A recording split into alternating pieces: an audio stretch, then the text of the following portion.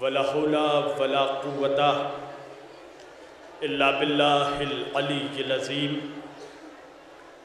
أعوذ بالله السميع العليم من الشيطان اللعين الرجيم بسم الله الرحمن الرحيم الحمد لله رب العالمين الحمد لله الذي هدانا لهذا وما كنا لنهتدي لولا أن هدانا الله لقد جاءت رسل ربنا بالحق الصلاة والسلام والتحية والإكرام على سيد أشرف الأنبياء والمرسلين خاتم النبيين طه و یاسین شفیع المذنبین امام الحرمین والقبلتین وسیلتنا فی الدارین صاحب قاب و قوسین جد الحسن والحسین محبوب رب المشرقین و رب المغربین مولانا و مولا الثقلین سیدنا و نبینا و شفیعنا و طبیبنا و حبیبنا و کریمنا و امامنا و ملجانا و مغیثنا و اولنا و اوسطنا و آخرنا و کلنا حضور جناب ابو القاسم احمد مجتبی محمد مصطفیٰ صلی اللہ علیہ وآلہ وسلم و اہل بیتہ الطیبین الطاہرین المعصومین المظلومین المنتخبین المنتجبین الغر المیامین و اصحابہ المتقین المنتخبین المنتجبین ولعنت اللہ علی اعدائہم اجمعین من یومنا ھذا الی قیام یوم الدین اما بعد فقط قال اللہ تعالی فی الفرقان الحمید والمحکم کتابہ المجید وقولہ الحق بسم اللہ الرحمن الرحیم قد جاءکم من اللہ نور و کتاب مبین. ایک صلوات پڑھ دے پر محمد و آل محمد.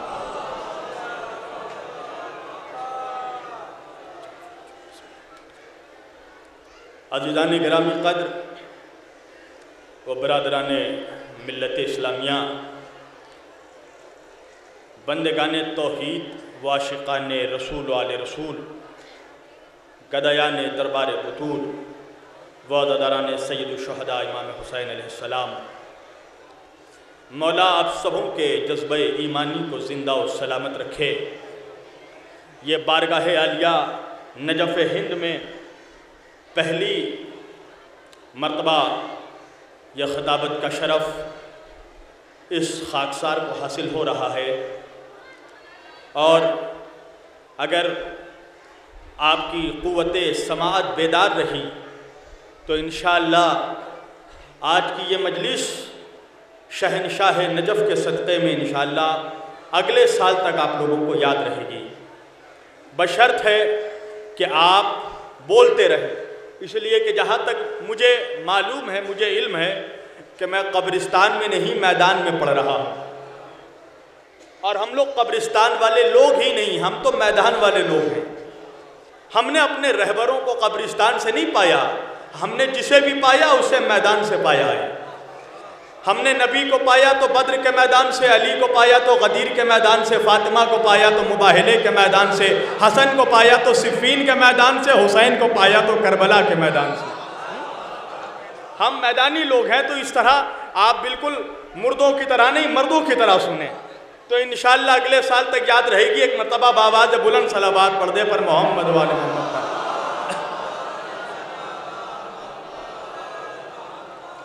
میں نے قرآن مجید فرقان الحمید کی ایک چھوٹی سی آیت وافی ہدایہ کی تلاوت کا شرف حاصل کیا کہ جس میں خداوند کریم یہ ارشاد فرما رہا ہے کہ بسم اللہ الرحمن الرحیم قد جاءکم من اللہ نور و کتاب مبین.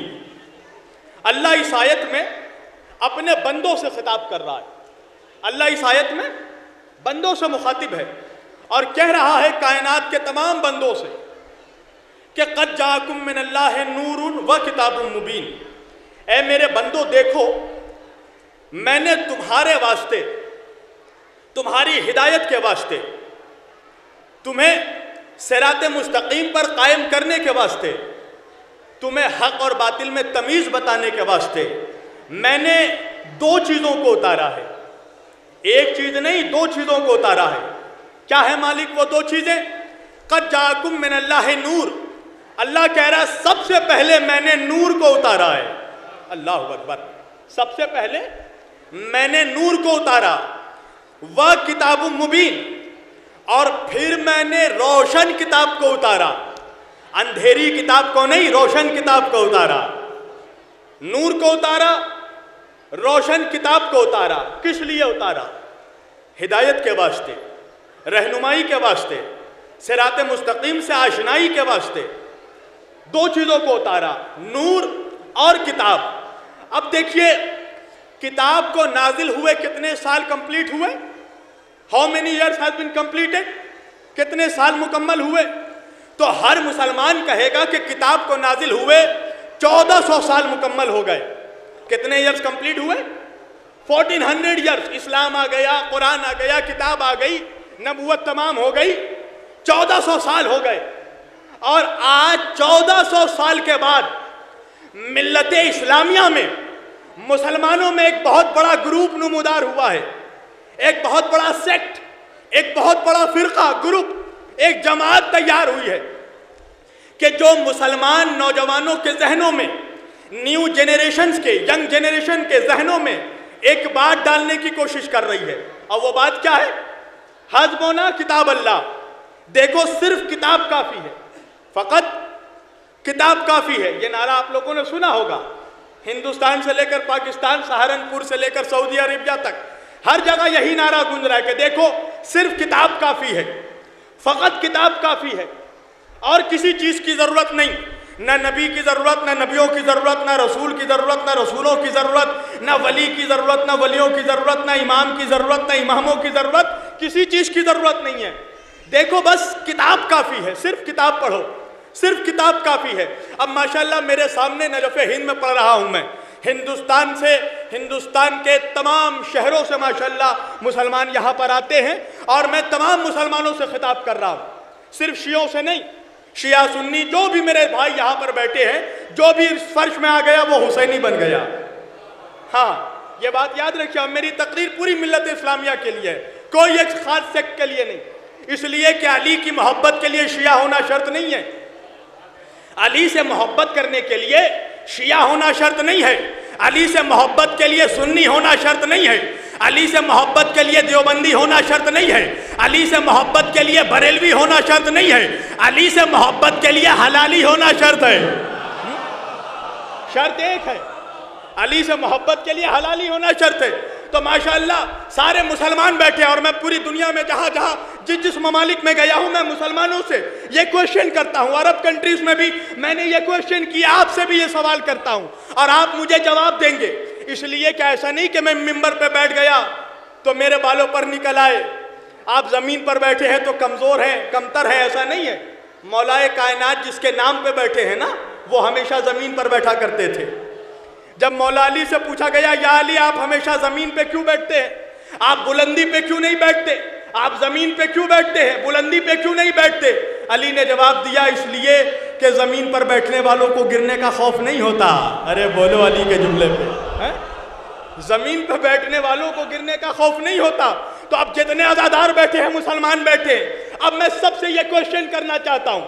آج جو یہ نعرہ لگ رہا ہے صرف کتاب کافی ہے، تبو کی زینب صرف کتاب کافی ہے، تو مجھے مسلمان جہاں جہاں تک میری آواز جا رہی مجھے یہ بتا دو کہ یہ کتاب ہے کس کی؟ ارے بولیے، ڈرنے کی کیا بات ہے؟ ملک الموت نہیں ہوں، کسی کی روح نہیں قبض کروں گا. آپ جواب دیں، یہ کتاب ہے کس کی؟ کس نے کتاب نازل کیا؟ تو ہر مسلمان ماشاءاللہ جواب دے رہا میرا نوجوان، اللہ نے. کس نے؟ اب آپ میں سوال کرتا جاؤں گا، آپ مجھے جواب دیتے جائیے گا. کتاب کس نے بھیجا؟ قرآن کس نے بھیجا؟ توریت کس نے بھیجا؟ زبور کس نے بھیجا؟ انجیل کس نے بھیجا؟ نبیوں کو کس نے بھیجا؟ رسولوں کو کس نے بھیجا؟ نماز کس کے لیے پڑھتے ہو؟ سجدہ کس کو کرتے ہو؟ روزہ کس کے لیے رکھتے ہو؟ زکوٰۃ کس کی راہ میں نکالتے ہو؟ حج کس کے گھر میں کرتے ہو؟ کتاب کس کی ہے؟ نبیوں کو کس نے بھیجا؟ بھئی کائنات کس نے خلق کیا؟ زمین کس نے بنائی؟ آسمان کس نے بنایا؟ جنت کس نے بنایا؟ کوثر کس نے بنایا؟ تو ہر مسلمان مجھے دنیا کا 1 ارب 80 کروڑ مسلمان مجھے جواب دے گا. جب میں نے سوال کیا کتاب کس کی؟ کہا اللہ کی. قرآن کس کا؟ کہا اللہ کا. نبیوں کو کس نے بھیجا؟ اللہ نے. رسولوں کو کس نے بھیجا؟ اللہ نے. فرشتوں کو کس نے پیدا کیا؟ اللہ نے. ملائکہ کو کس نے پیدا کیا؟ اللہ نے. اماموں کو کس نے بھیجا؟ اللہ نے. ولیوں کو کس نے بھیجا؟ اللہ نے. چاند و سورج کس نے بنائے؟ اللہ نے. نباتات اور حیوانات کس نے بنائے؟ اللہ نے. جنات اور انسانات کس نے بنائے؟ اللہ نے. کل کائنات کس نے بنائی؟ اللہ نے. تو ہر مسلمان جواب دے گا نماز اللہ کے لیے، روزہ اللہ کے لیے، حج اللہ کے لیے، زکوٰۃ اللہ کے لیے، عبادت اللہ کے لیے، تقوی اللہ کے لیے، ریاضت اللہ کے لیے، مسجد اللہ کا گھر، کعبہ اللہ کا گھر، قبلہ اللہ کا، انبیاء اللہ کے، اولیاء اللہ کے، امام اللہ کے، کتابیں اللہ کی. میں نے کہا بات سمجھ میں آ گئی. جب سب کچھ اللہ کا ہے تو بات بھی اللہ کی چلے گی، ملا کی نہیں چلے گی.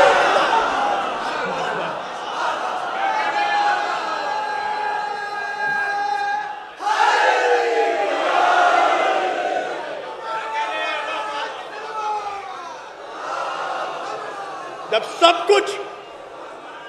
کچھ اللہ کا تو بات بھی اللہ کی چلے گی، ملا کی نہیں چلے گی. میں نے کہا پروردگار ملا کہہ رہا ہے کتاب کافی، تو کیا کہتا ہے؟ کہا میں نے کتاب میں ہی بتا دیا، کتاب سے پہلے نور کو اتارا ہے. اللہ اکبر. کتاب میں ہی بتا دیا.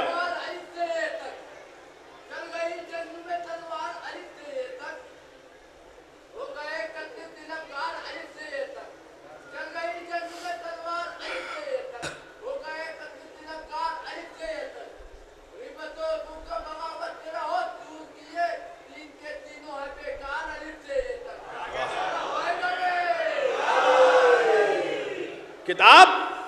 اچھا میرا مالک یہ بتا دے کہ اس کتاب کی عظمت کیا ہے، اس کتاب کا جاہ و جلال کیا ہے، اس کتاب کا مرتبہ کیا ہے.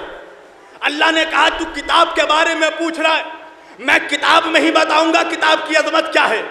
کیا عظمت ہے مالک؟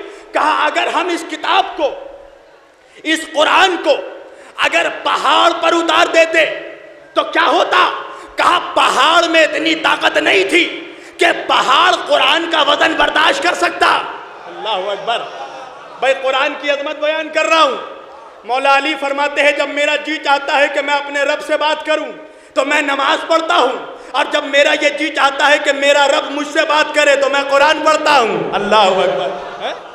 تو پروردگار اس قرآن کی عظمت کیا ہے؟ کہا اگر ہم اس قرآن کو پہاڑ پر اتار دیتے تو پہاڑ میں اتنی طاقت نہیں تھی کہ خشیت الہی کی تاب برداشت کر سکتا. مالک ہوتا کیا؟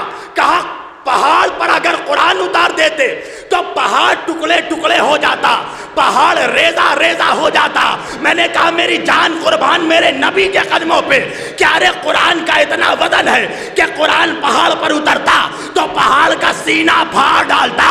اللہ جانے وہ سینہ کتنا وزنی ہوگا کہ جس سینے پہ اس قرآن کو اتارا.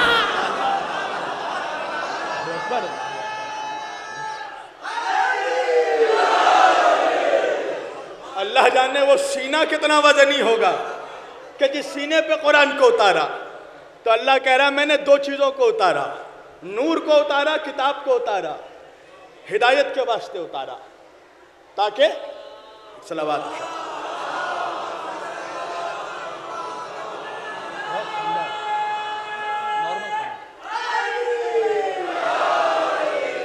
اچھا انبیاء اللہ نے ہدایت کا انتظام کیسے کیا؟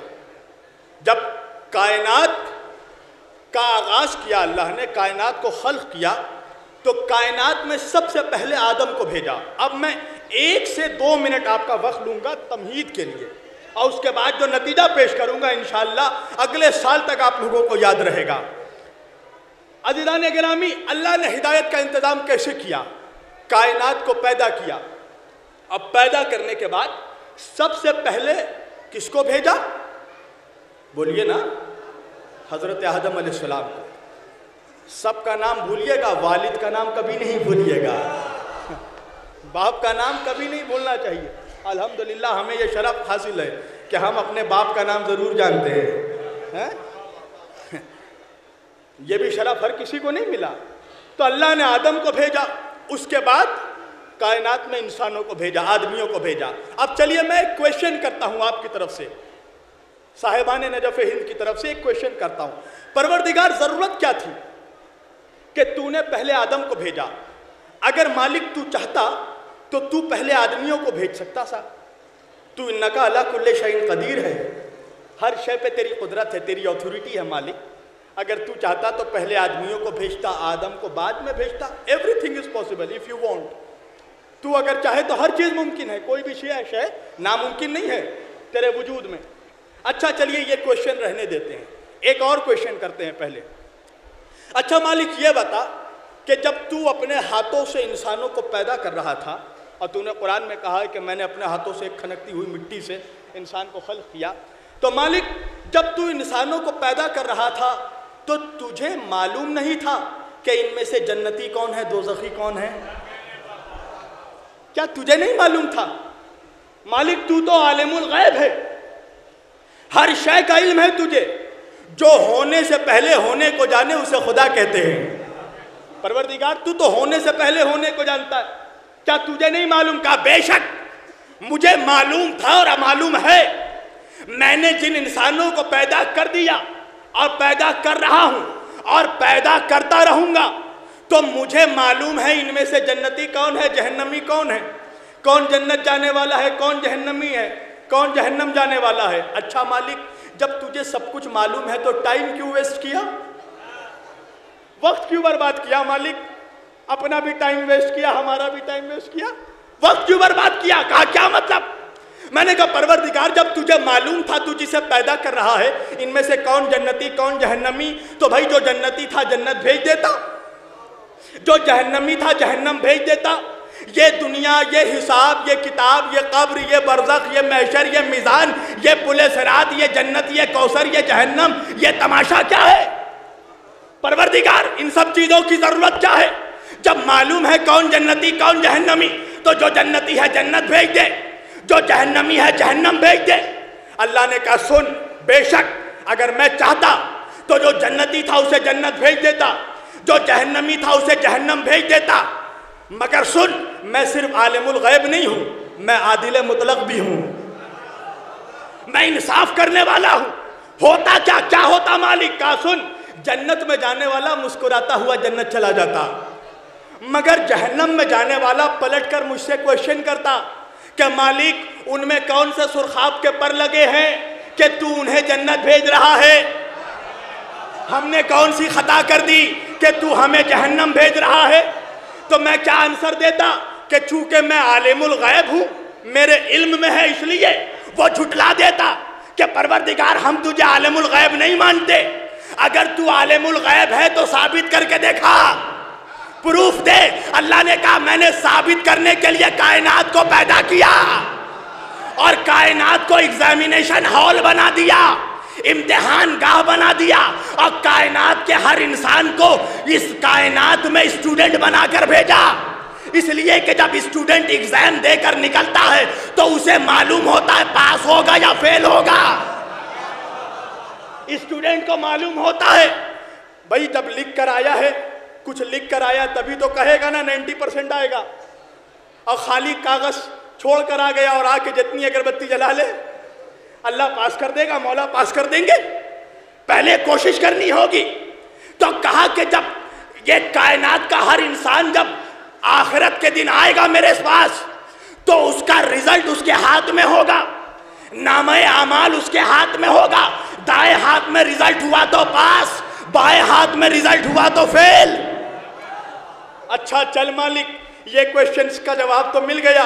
ایک اور کویشچن میں نے تجھ سے کیا تھا کہ تو نے پہلے آدم کو کیوں بھیجا، آدمیوں کو بعد میں کیوں بھیجا؟ پہلے آدمیوں کو بھیج دیتا تو کیا بگڑ جاتا؟ کہا سن، پھر وہی ہوتا. کیا ہوتا مالک؟ کہ اگر میں پہلے آدمیوں کو بھیجتا تو کچھ سیدھے راستے پہ چلتے، کچھ غلط راستے پہ چلتے، کچھ اچھے راستے پہ چلتے، کچھ برے راستے پہ چلتے. تو جو اچھے راستے میں چلتا میں اسے جنت میں ڈالتا، جو برے راستے میں چلتا میں اسے جہنم میں ڈالتا. تو ہوتا کیا ہوتا مالک؟ کہا پھر جنت میں جانے والا مسکرا کر جنت جاتا اور جہنم میں جانے والا پھر مجھ سے کویشچن کرتا مالک انہیں کیوں جنت بھیجا، ہمیں کیوں جہنم بھیجا؟ تو میں کہتا کہ چونکہ وہ اچھے راستے پہ چلے، وہ سیدھے راستے پہ چلے، اس لیے جنت بھیجا. تم غلط راستے پہ چلے اس لیے جہنم میں بھیجا۔ تو جہنم میں جانے والا مجھ سے سوال کرتا کہ پروردگار یہ تو تجھے ہمیں پیدا کرنے سے پہلے سوچنا چاہیے تھا کہ تو نے ہمیں بھیجنے سے پہلے کسی ایسے ہادی کو کیوں نہیں بھیجا جو ہمیں یہ تمیز بتاتا کون سا راستہ سیدھا ہے کون سا راستہ غلط ہے۔ اللہ اکبر اللہ اکبر۔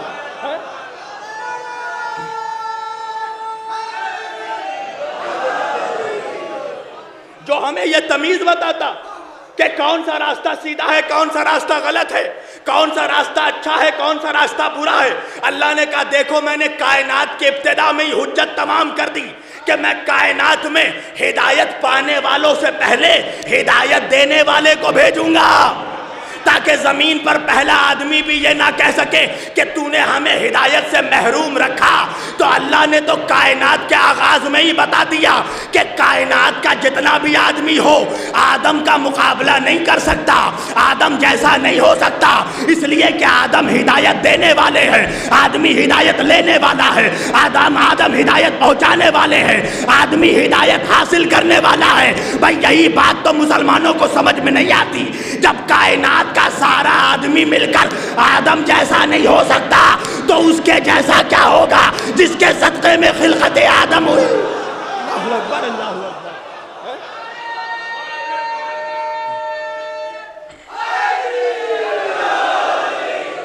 جب کائنات کا ہر آدمی آدم جیسا نہیں ہو سکتا تو فخر آدم جیسا کیسے ہوگا؟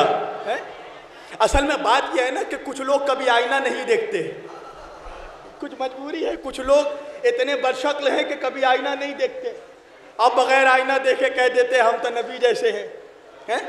پنجاب میں ایک لطیفہ بڑا مشہور ہے، مینڈکی سمجھتے ہیں نا آپ لوگ، مینڈکی، مینڈک کی مؤنث۔ ایک مینڈکی کی بچی اپنی ماں سے پوچھتی ہے اے ماں نے ماں اے ہور کی ہوندی ہے، اے ماں یہ ہور کیا ہوتی ہے؟ تو مینڈکی کی ماں نے جواب دیا لوکھندی شکل میرے ہی تیرے، حور کا چہرہ میرے ہی تیرے جیسا ہے۔ ارے صاحبان نجف ہند والو یہ بتاؤ کہاں یہ زمین کی مینڈکی، کہاں وہ جنت کی حور، ارے کہاں بد شکل ملا، کہاں نبی کا نور۔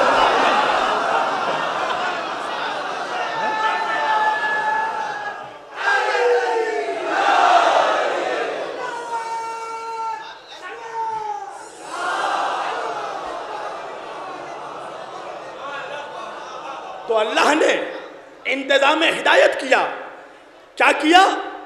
1,24,000 نبیوں کو بھیجا ہدایت کے لیے۔ اچھا اگر ملا جو کہتا ہے صحیح ہے تو اللہ کو چاہیے تھا 1,24,000 کتاب بھیج دیتا، 4 نبیوں کو بھیجتا، مگر کتابیں 4 بھیجی، نبی 1,24,000 بھیجے۔ اب بھیج کر بتا دیا کہ کتاب صاحب کتاب کے بنا کبھی پڑھی نہیں جا سکتی۔ تو ہدایت کے لیے کیا انتظام کیا؟ بھئی ابھی میں بیٹھا ہوں نا، یہاں ممبر پہ آ کر بیٹھا ہوں، کمیٹی والوں نے مجھے بلایا، آپ نے مجھے یہاں پر بیٹھایا، کس لیے بیٹھایا؟ کسی کو بھی اٹھا کر بیٹھا دیں گے؟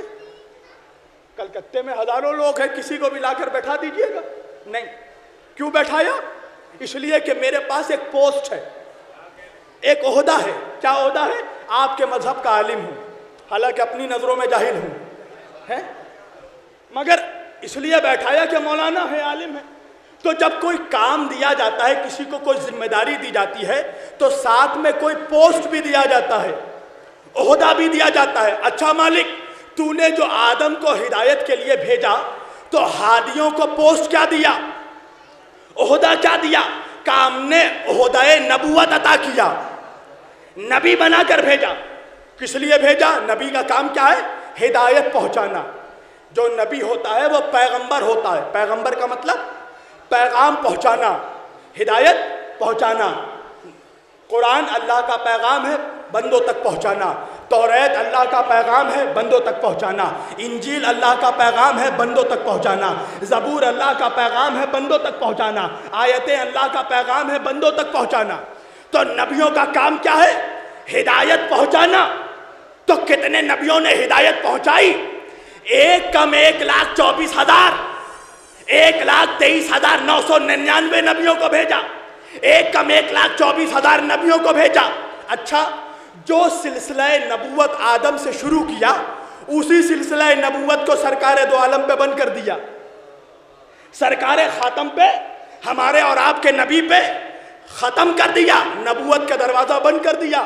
اچھا مالک، جب تو نے ہدایت کا سلسلہ آدم سے شروع کیا اور وہ سلسلہ تو نے سرکار کائنات پہ بند کر دیا، تو ہونا تو یہ چاہیے تھا کہ جب تیرا نبی چلا گیا تو قیامت آ جاتی، قیامت آ جاتی، مگر 1400 برس ہو گئے، تیرے نبی نے پردہ کیا مگر آج تک قیامت نہیں آئی، تو اب کیا یہ کائنات لاوارث ہے؟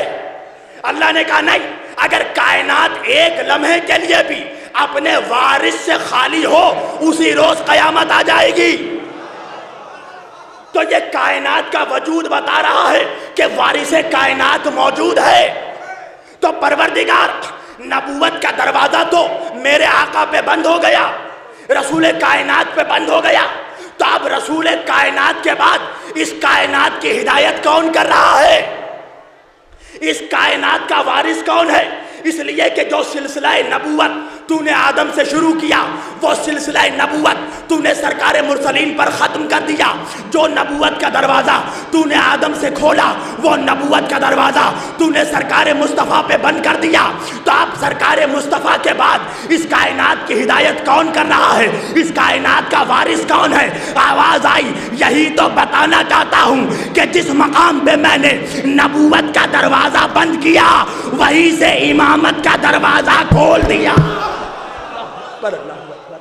جس مقام پہ نبوت کا دروازہ بند کیا، وہیں سے امامت کا دروازہ کھول دیا۔ جس مقام پہ رسالت کا دروازہ بند کیا، وہیں سے ولایت کا دروازہ کھول دیا۔ میں نے کہا پروردگار، تجھ سے پھر کوشچن کرنا چاہتا ہوں، لن تجد لسنت اللہ تبدیلا، اے اللہ تیرے قانون میں تبدیلی نہیں آتی، تیرا قانون نہیں بدلتا، تیرا قانون کوئی ہندوستان کا پارلیمنٹ ہاؤس نہیں ہے کہ جب دیکھو بل پاس کر کے نیا بل لا دیا جائے، نیا قانون لا دیا جائے۔ یہ بندوں کا قانون نہیں ہے، یہ الہی قانون ہے۔ تیرا قانون چینج نہیں ہوتا، تیرا نظام نہیں بدلتا، تیرا سسٹم نہیں بدلتا، تیرے قانون میں تبدیلی نہیں آتی۔ تو پروردگار، جب تو نے ہدایت کا آغاز نبیوں سے کیا تھا تو قیامت تک نبیوں کو بھیجتا، یہ نبیوں کو روک کر اماموں کو کیوں بھیجا؟ یہ رسولوں کو روک کر ولیوں کو کیوں بھیجا؟ آخر نبوت میں اور امامت میں فرق کیا ہے؟ رسالت میں اور ولایت میں فرق کیا ہے؟ مالک، کچھ تو فرق ہوگا، کچھ تو ڈیفرنس ہوگا کہ تو نے نبیوں کو روک دیا اور ولیوں کو بھیجنا شروع کر دیا، نبوت کا دروازہ بند کر دیا، امامت کا دروازہ کھول دیا۔ آخر کچھ تو ڈیفرنس ہوگا۔ اللہ نے کہا ہاں فرق ہے، نبی میں اور امام میں فرق ہے، رسول میں اور ولی میں۔ کیا فرق ہے؟ کہا جو نبی ہوتا ہے وہ پیغمبر بھی ہوتا ہے، اور پیغمبر کا کام ہے ہدایت پہنچانا، نماز پہنچانا، روزہ پہنچانا، حج پہنچانا، زکوٰۃ پہنچانا۔ تو پروردگار جب سب کچھ پہنچ گیا تو قیامت بھیج دیتا۔ یہ نبوت کو روک کر امامت کو کیوں بھیجا؟ نبیوں کو روک کر اماموں کو کیوں بھیجا؟ آخر نبیوں میں اور اماموں میں فرق کیا ہے؟ اللہ نے کہا وہی تو بتانا چاہتا ہوں کہ نبیوں میں اور اماموں میں فرق کیا ہے؟ کیا فرق ہے معبود؟ اللہ نے کہا سن، نبیوں کا کام تھا پیغام کو پہنچانا، اور اماموں کا کام ہے اسی پیغام کو بچانا۔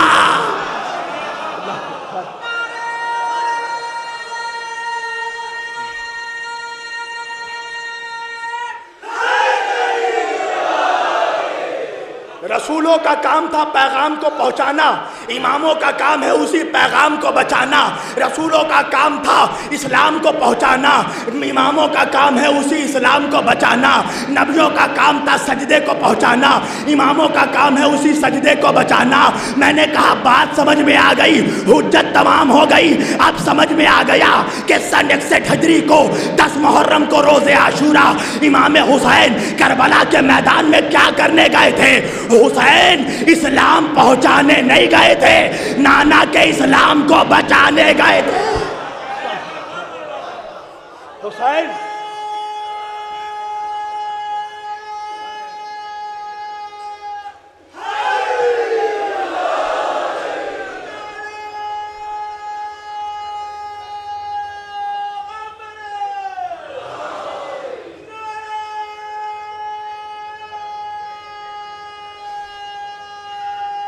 بلند آواز سے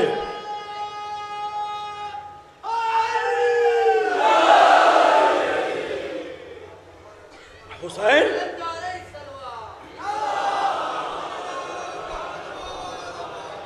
حسین اسلام پہنچانے نہیں گئے تھے، حسین نانا کے پہنچائے ہوئے اسلام کو بچانے گئے تھے، اس لیے کہ نانا کا کام تھا اسلام پہنچانا، نواسے کا کام ہے اسی اسلام کو بچانا، اس لیے کہ نانا رسول ہے، نواسا امام ہے، نانا نبی ہے، نواسا ولی ہے، نانا کا کام تھا اسلام کو پہنچانا، نواسے کا کام ہے اسلام کو بچانا، نانا کا کام تھا نماز کو پہنچانا، نواسے کا کام ہے اسی نماز کو بچانا، نانا کا کام تھا روزے کو پہنچانا، نواسے کا کام ہے اسی روزے کو بچانا، نانا کا کام تھا سجدوں کو پہنچانا، نواسے کا کام ہے اسی سجدوں کو بچانا، نانا کا کام تھا حج کو پہنچانا، نواسے کا کام ہے اسی حج کو بچانا، نانا کا کام تھا زکوٰۃ کو پہنچانا، نواسے کا کام ہے اسی زکوٰۃ کو بچانا، نانا کا کام تھا قرآن کو پہنچانا، نواسے کا کام ہے اسی قرآن کو بچانا، نانا کا کام تھا کعبے کو پہنچانا، نواسے کا کام ہے اسی کعبے کو بچانا، نانا کا کام تھا شریعت کو پہنچانا، نواسے کا کام ہے اسی شریعت کو بچانا،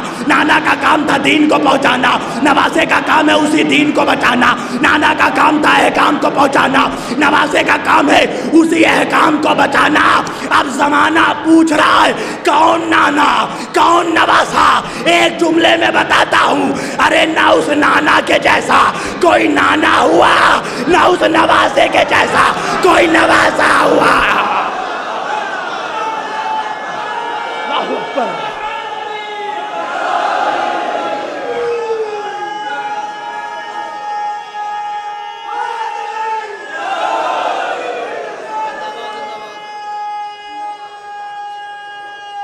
بلند آواز سے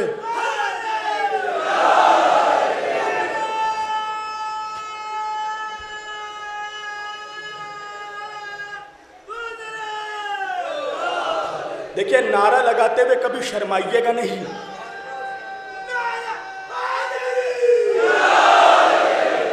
نعرہ لگاتے ہوئے وہی شرماتا ہے جس کے پیر نے اسے کسی میدان میں شرمندہ کیا ہو۔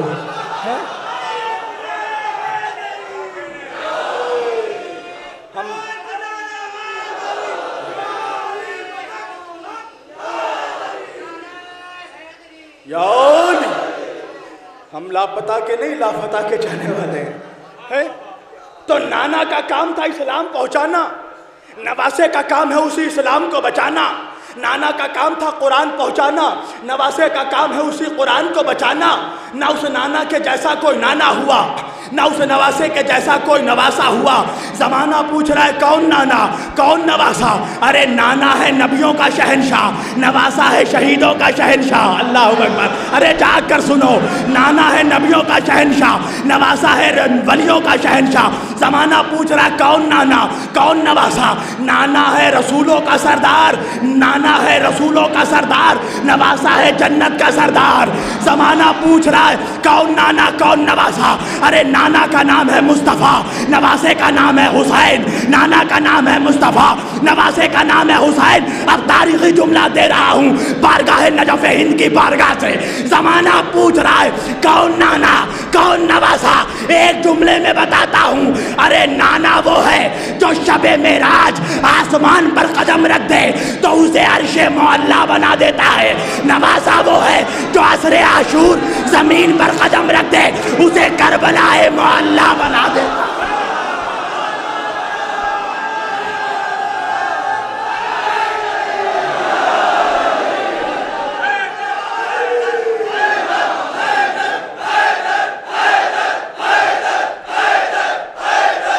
ادھر دونوں ہاتھ بلند کر کے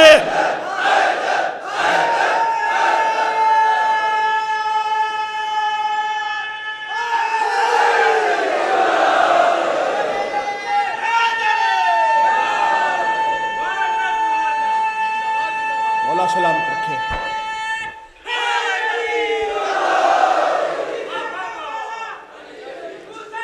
بابا سے بلند علی علی علی علی علی علی ماشاءاللہ ماشاءاللہ علی علی علی علی آخری آدمی تک علی علی علی علی علی علی علی علی علی علی علی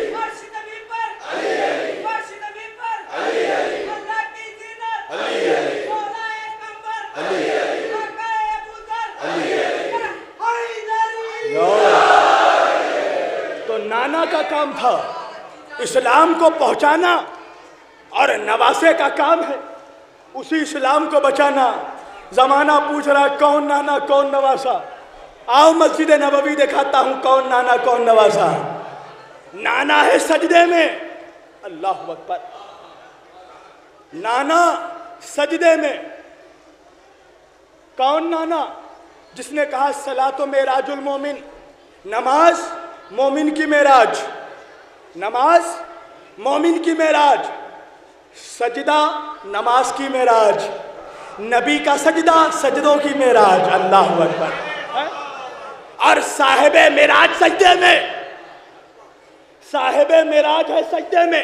اب یہ واقعہ بہت لوگوں سے آپ نے سنا ہوگا مگر بات وہی ہے نا کہ جو سب سے سن لیا وہ علی کے اس نوکر سے بھی سن لیا تو پھر مزہ کیا آئے گا. نانا سجدے میں. صاحب معراج سجدے میں. سجدوں کی معراج سجدے میں. نبیوں کا شہنشاہ سجدے میں. اتنے میں شہیدوں کا شہنشاہ مسجد میں داخل ہوا. مجمع کو چیرتے ہوئے حسین گئے. آپ نے واقعہ سنا ہے. پشت رسول پر بیٹھے. کہاں بیٹھے؟ پشت رسول پہ. کون نانا کون نواسا. سنیے. پشت رسول پہ بیٹھے. کیسے بیٹھے؟ جس طرح میں بیٹھا ہوں. نہیں سمجھے؟ حسین کا رخ قبلے کی طرف نہیں تھا. حسین کا رخ مجمع کی طرف تھا. کیا مطلب؟ کہ حسین خود قبلہ نما بن کر بیٹھے. خود قبلہ نما بن کر بیٹھے. نبی کے پشت کو منبر بنایا. پشت رسول پر بیٹھے ہیں. ایک ایک کو دیکھ رہے ہیں. اچھا اگر مجھے شرف حاصل ہو بارگاہ نجف ہند میں نماز پڑھاؤں. سجدے میں ایک سجدے میں کتنے مرتبہ کہتے ہیں سبحان ربی الاعلیٰ و بحمدہ؟ 3 مرتبہ. ایک سجدے میں بہت زیادہ ہارڈلی 1 منٹ. بہت زیادہ بہت آہستہ سے بھی پڑھیں گے 1 منٹ 1 منٹ لگے گا. آدھے گھنٹے سے میں سجدے میں ہوں. اللہ اکبر. کیفیت کیا ہوگی جو بھی پورا والو؟ سارے لوگ ایک دوسرے کو کونی ماریں گے. دیکھو ذرا روح تو نہیں قبض ہو گئی ہے؟ اب لوگ سر اٹھا کر دیکھیں گے. یہی کیفیت مسجد نبوی میں ہوئی. نبی سجدے میں. حسین بیٹھے ہیں. جبریل آئے کہا یا رسول اللہ حکم الہی ہے اس وقت تک سر نہ اٹھائیے گا جب تک سجدے سے حسین نہ اتر جائے. جب تک آپ کے پشت سے حسین نہ اتر جائے. اب نبی نے روایت میں لکھا ہے 1 2 نہیں 72 مرتبہ کہا سبحان ربی الاعلیٰ و بحمدہ. 72 مرتبہ. آدھے گھنٹے ہو گئے. نبی سجدے میں. اب یہ لوگ کونی مارنے لگے. کیا ہوا؟ دیکھے کہیں حضور پردہ تو نہیں کر گئے. ذرا اٹھ کر دیکھو. ایک نے سر اٹھایا. حسین بیٹھے ہیں سجدے میں. دوسرے نے سر اٹھایا. حسین بیٹھے ہیں سجدے میں. تیسرے نے سر اٹھایا. حسین بیٹھے ہیں سجدے میں. چوتھے نے سر اٹھایا. حسین بیٹھے ہیں سجدے میں. اب مجھے کسی بھی تاریخ میں دکھاؤ کہ نبی نے نماز پڑھانے کے بعد یہ کہا ہو کہ 1 رکعت میں 2 سجدے ہوتے ہیں. اللہ جانے حسین کو دیکھ کر صحابہ نے کتنے سجدے کر دیے. اللہ اکبر.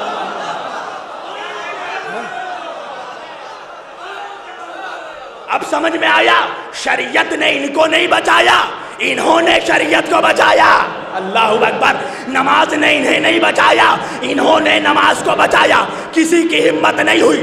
72 مرتبہ سبحان ربی الاعلیٰ سبحان ربی الاعلیٰ. سر اٹھایا. حسین سجدے میں ہے.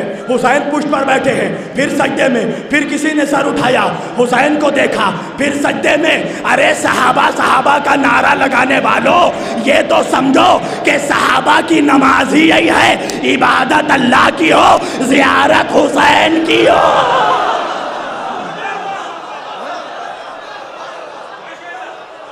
سنت پہ عمل کرو. عبادت اللہ کی زیارت حسین کی. اچھا اب یہ بتاؤ، نبی ہے سجدے میں، صاحب معراج ہے سجدے میں، اب نبی کی زبان پر ہے کیا؟ اللہ اللہ اللہ اللہ، سبحان اللہ سبحان اللہ سبحان ربی الاعلیٰ و بحمدہ. زبان پہ اللہ کا نام، دل پہ کس کا نام ہے؟ ارے میرے ساتھ بولیے، ہے کیا ہے نبی کی نماز سجدے میں سبحان ربی الاعلیٰ، دل میں خیال کیا ہے؟ ابھی میرا حسین بیٹھا ہے سبحان ربی الاعلیٰ. جبریل نے کہہ دیا ہے جب تک حسین نہ اٹھے میں سر نہیں اٹھاؤں گا سبحان ربی الاعلیٰ. یہ اللہ کا حکم ہے جب تک حسین نہ اتر جائے سجدے سے سر نہیں اٹھانا سبحان ربی الاعلیٰ. میں جتنے دیر بھی سجدے میں رہوں گا، حسین نہیں اٹھے گا میں سر نہیں اٹھاؤں گا سبحان ربی الاعلیٰ. میرے حسین کو چوٹ نہ لگ جائے سبحان ربی الاعلیٰ، حکم الہی کی خلاف ورزی نہیں کر سکتا سبحان ربی الاعلیٰ. میرا حسین بیٹھا ہے، میرا حسین بیٹھا ہے. اب سارے لوگ سجدے میں، کیوں؟ اس لیے کہ صاحب معراج سجدے میں، نبیوں کا امام سجدے میں. اور سنو، یہ ملا کی نماز نہیں، رسول اللہ کی نماز ہے. اللہ اکبر اللہ اکبر. یہ سعودی عرب کے امام کی امامت نہیں ہے، یہ رسولوں کے امام کی امامت ہے. نبیوں کے امام ہے، امامت فرما رہے ہیں. نبی سجدے میں. اب جب نبی سجدے میں تو تنہا مسلمان سجدے میں نہیں ہے، نبی کے پیچھے صرف مسلمان نماز نہیں پڑھ رہے ہیں، 1,24,000 انبیاء بھی نماز پڑھ رہے ہیں. اللہ اکبر. ایک کم 1,24,000 آدم سے لے کر عیسیٰ تک کے نبی کی اقتداء میں نماز پڑھ رہے ہیں. صرف انبیاء نہیں، ملائکہ بھی نبی کے اقتداء میں نماز پڑھ رہی ہے. کائنات کا ذرہ ذرہ میرے نبی کے اقتداء میں نماز میں، سب کے سب سجدے میں. اچھا سجدے سے سر کیوں نہیں اٹھاتے؟ مولانا نے جواب دیا اس لیے کہ انتظار کر رہے ہیں. اللہ اکبر. میں نے کہا بات سمجھ میں آئی؟ انتظار کرنا صحابہ کی سنت ہے. سب کے سب 1,24,000 انبیاء انتظار کر رہے ہیں، تمام صحابہ انتظار کر رہے ہیں، تمام ملائکہ انتظار کر رہے ہیں.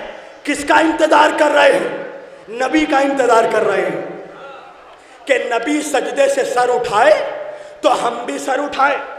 سارے صحابہ، سارے انبیاء، سارے ملائکہ نبی کے انتظار میں. مجھے یہ بتاؤ نبی کس کے انتظار میں ہے؟ اللہ اکبر. نبی کس کے انتظار میں؟ نبی ہے جبریل کے انتظار میں. ارے بولو میرے ساتھ، نبی ہے جبریل کے انتظار میں کہ جبریل وحی لے کر آئے تو میں سجدے سے سر اٹھاؤں. تو صحابہ مسلمان نبی کے انتظار میں، نبی جبریل کے انتظار میں. جبریل کس کے انتظار میں ہے؟ جبریل وحی کے انتظار میں ہے. اللہ اکبر. کہ مجھ پر وحی آئے تو میں وحی لے کر نبی تک جاؤں. مسلمان نبی کے انتظار میں، نبی جبریل کے انتظار میں، جبریل وحی کے انتظار میں. وحی کس کے انتظار میں ہے؟ وحی اللہ کے انتظار میں.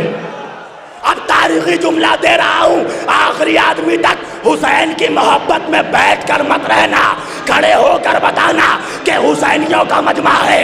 ارے سارے مسلمان رسول کے انتظار میں، نبی ہیں جبریل کے انتظار میں، جبریل ہیں وحی کے انتظار میں، وحی اللہ کے انتظار میں، اللہ حسین کے انتظار میں.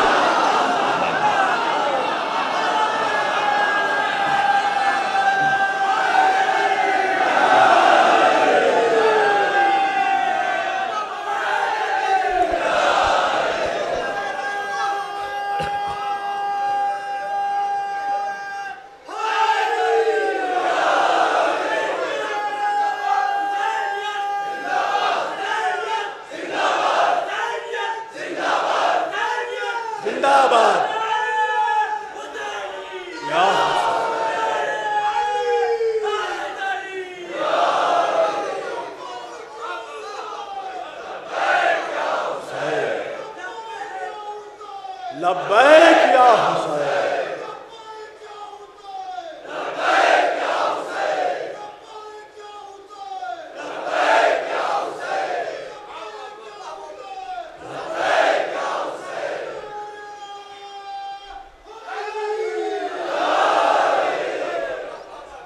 اللہ حسین کے انتظار میں.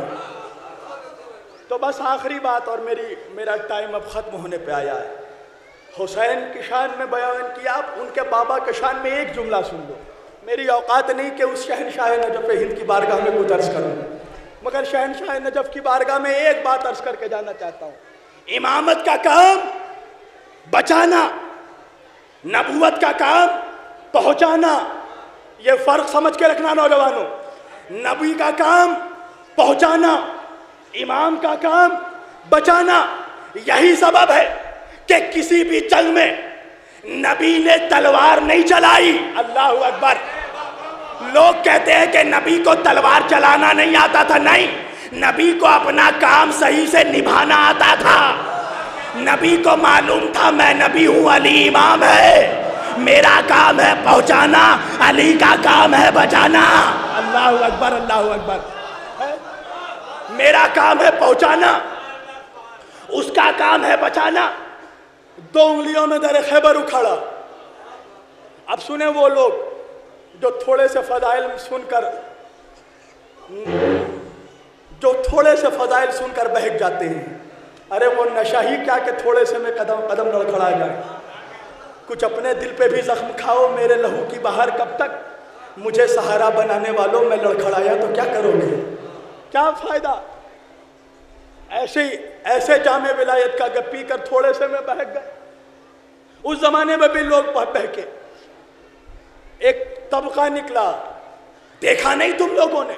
علی نے 2 انگلیوں میں در خیبر اکھاڑ دیا. 70 پہلوان مل کر جس دروازے کو کھولے، اس دروازے کو 2 انگلیوں میں اکھاڑنے والا بندہ تو نہیں ہو سکتا. اللہ اکبر. وہ یقیناً خدا ہوگا، میرا نہیں، ان کا عقیدہ ہے، نصیریوں کا عقیدہ. وہ بندہ نہیں ہو سکتا، یقیناً وہ خدا ہوگا جو 2 انگلیوں میں خیبر اکھاڑ دے.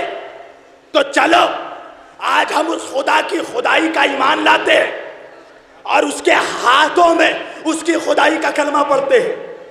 اب یہ سب مل کر آئے مولا کی بارگاہ میں. سننا انشاءاللہ اگلے سال تک یاد رہے گا، تو میری ماں کے حق میں دعا کر دیجئے گا.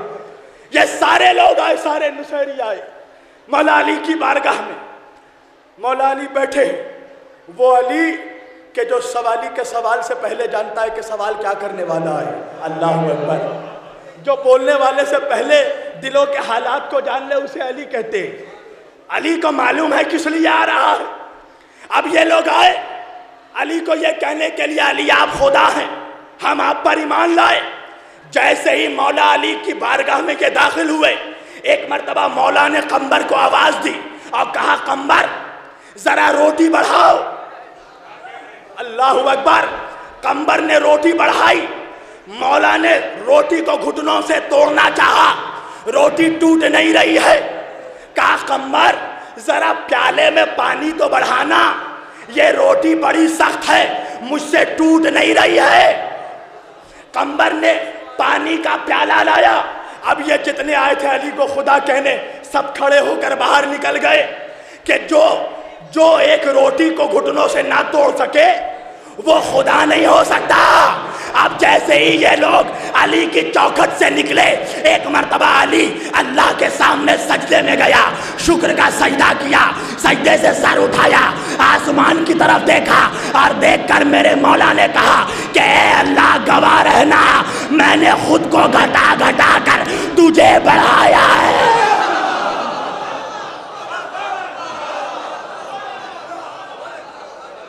خود کو گھٹا گھٹا کر تیری عظمت بڑھائی ہے. جو خدا کی خدائی کو بچا لے اسے علی کہتے ہیں، اسے امام کہتے ہیں، اسے حسین کہتے ہیں. اور 2 کوڑی کے ملا کہتے ہیں یہ تو ختم ہو جائے گا، ہم عزاداری مٹا دیں گے. ابے تیری نسلیں ختم ہو گئی، عزاداری آج بھی باقی ہے. منہ اور مسور کی دال، تم عزاداری مٹاؤ گے. تم سوچتے ہو عراق میں مار دو گے عزاداری مٹ جائے گی، افغانستان میں مارو گے عزاداری مٹ جائے گی، پاکستان میں مارو گے عزاداری مٹ جائے گی. ارے آج تک تمہیں یہی سمجھ میں نہیں آیا کہ عزاداروں کی وجہ سے عزاداری باقی نہیں ہے، عزاداری کی وجہ سے عزادار باقی ہے. تم کیا مٹاؤ گے؟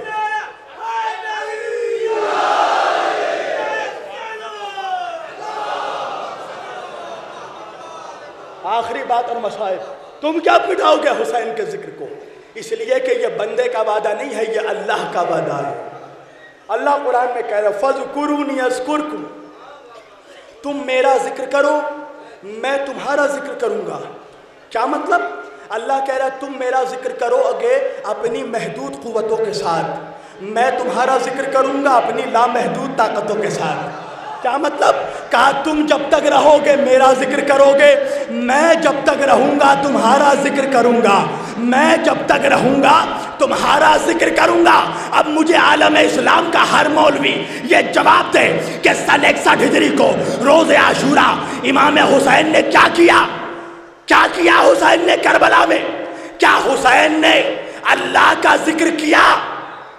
نہیں، حسین نے اللہ کا ذکر کیا نہیں، حسین نے اللہ کے ذکر کو بچایا۔ کچھ بول رہا ہوں، حسین نے اللہ کا ذکر کیا نہیں، حسین نے اللہ کے ذکر کو بچایا۔ کیسا بچایا کہ 1400 برس ہو گئے آج بھی مسجدوں کے میناروں سے اللہ اکبر کی آوازیں آ رہی ہیں۔ یہ حسین کا صدقہ ہے، اسے حسین نے بچایا اور قیامت تک اللہ کا ذکر باقی رہے گا۔ یہ جو چاروں طرف سے آوازیں آ رہی ہیں اشہد ان لا الہ الا اللہ اللہ اللہ، اس ذکر کو بچایا حسین نے۔ اب میں مولویوں سے پوچھتا ہوں کہ مجھے یہ بتاؤ کہ حسین ہے کون؟ تو ہر مولوی کہے گا کہ حسین جتنے بلند صحیح مگر حسین ہے بندہ۔ اللہ اکبر، میرے ساتھ بولیے، حسین کون ہے؟ کہا حسین ہے بندہ۔ میں نے کہا مجھے اتنا بتا دے کہ جب حسین بندہ ہو کر قیامت تک ذکر خدا بچا سکتا ہے تو کیا خدا خدا ہو کر قیامت تک ذکر حسین نہیں بچا سکتا؟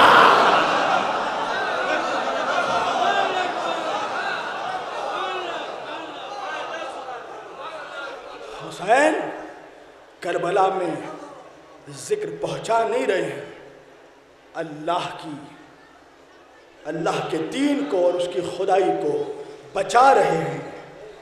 یہی تو بات ہے کہ حسین نے کربلا میں اسلام کو بچایا اور زینب نے شام میں حسینیت کو بچایا۔ زینب نے حسینیت کو بچایا ہے شام میں۔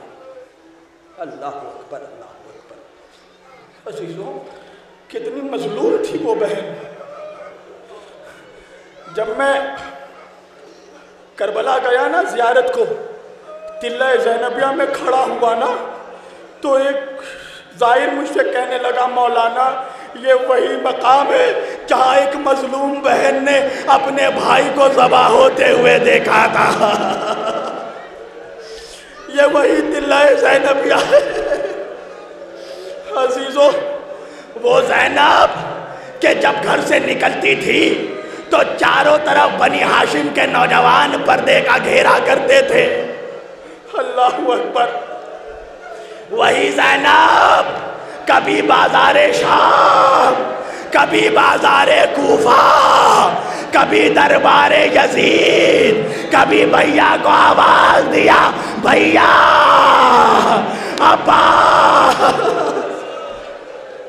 عباس عباس کا۔ عزیزو، زیادہ وقت نہیں ہے میرے پاس، بس مختصر اور آپ کی زحمت تمام کر رہا ہوں۔ جب یہ قافلہ حسینی آیا نا شام کے بازار میں، تو یزید کی بیوی ہند، اس کی کنیز اس کے پاس دوڑتے ہوئے آئی۔ ہاں، کلیجے میں ہاتھ رکھ کر سننا میری ماں بہنوں، زینب کے مصائب پڑھنے جا رہا ہوں، عباس کی درگاہ سے اجازت لے کر آ رہا ہوں۔ عباس، مجھے اجازت دینا، طاقت دینا، تمہاری شہزادی کے مصائب پڑھ سکوں۔ ہاں عزیزو، ہند کی کنیز آئی، سر پہ ہاتھ مارتے ہوئے آئی۔ ایک مرتبہ ہند نے دیکھا، کہا کیا ہوا؟ کیا ہوا؟ تیری ایسی حالت کیسے ہوئی؟ کہا ایک ایسے قیدی آئے ہیں دربار یزید میں کہ ایسے قیدی میں نے کہیں نہیں دیکھے۔ کہا یزید کے دربار میں تو روزانہ قیدی آتے ہیں، کہا آج جیسے قیدیوں پر ظلم ہو رہا ہے ایسا ظلم کبھی نہیں ہوا۔ کہا کیسا ظلم، کاش چند بیبیاں پسے گردن ہاتھ بندھے ہوئے جدھر سے گزرتی ہے چاروں طرف شیشے، لاکھوں تماشائی ڈھول بجا رہے ہیں، کوئی بالا خانوں سے پتھر مارتا ہے، پتھر نہیں ملتا تو کھولتا ہوا پانی۔ عزیزو، رونے میں شرم مت محسوس کرنا، ایک بی بی جنت البقیع سے آئی ہے مگر ڈائریکٹ نہیں آئی، پہلے شام میں گئی، ایک 4 سال کی بچی کو لیا، نجف ہند میں آئی، وہ بچی تمہیں دیکھ کر اپنی دادی سے کہتی ہے، او دادی اماں یہ عزادار کربلا میں کہاں تھے؟ اگر یہ کربلا میں ہوتے شمر مجھے تماچے نہیں مارتا۔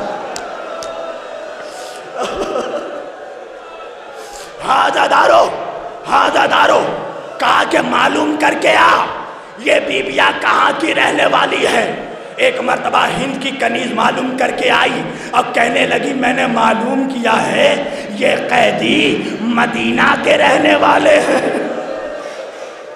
ہند نے اپنا شاہانہ لباس پہنا، دربار یزید میں آئی، ایک مرتبہ شہزادی کے سامنے آ کر کھڑی ہو گئی، شہزادی نے زلفوں سے چہرہ ڈھکا ہوا،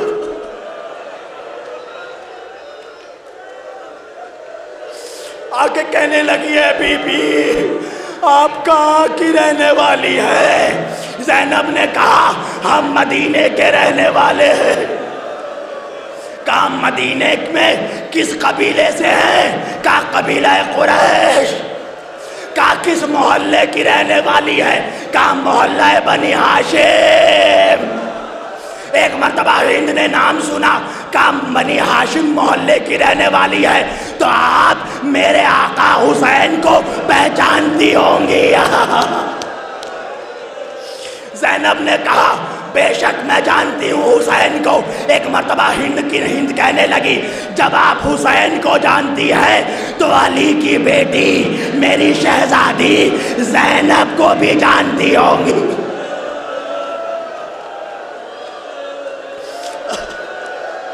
نام سنا ایک مرتبہ زینب نے، کہا یہ بتا اے بی بی تو زینب کو کیسے جانتی ہے؟ ہند کہنے لگی کہ جب میں چھوٹی تھی، جب میں بچی تھی تو میں شہزادی زینب سے، فاطمہ کی بیٹی سے قرآن پڑھا کرتی تھی، میں نے 3 سالوں تک زینب سے قرآن پڑھا ہے، مجھے شہزادی نے بشارت دی تھی تیری شادی کسی حاکم سے ہوگی۔ ایک مرتبہ زینب نے کہا سن لو قیامت ہو گئی، عزاداروں رونے میں شرمانا نہیں۔ زینب نے کہا یہ بتا اگر زینب کو دیکھے گی تو پہچان لے گی؟ کہا بے شک پہچان لوں گی۔ کہا میرے چہرے سے زلفوں بالوں کو ہٹا، ایک مرتبہ بالوں کو ہٹایا، کہا دیکھ میں ہی علی کی بیٹی زینب۔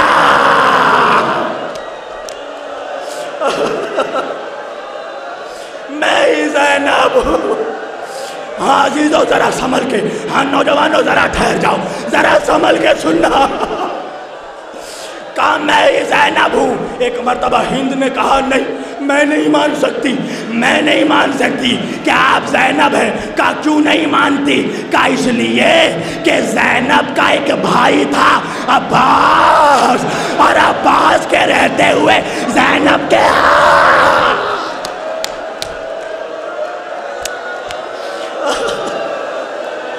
عباس کے رہتے ہوئے زینب کی رضا نہیں لوٹ سکتی۔ کہا ایک مرتبہ سر کو اٹھا کے دے، میرے عباس کا سر، میرے عباس کے بازو کاٹ ڈالے گئے۔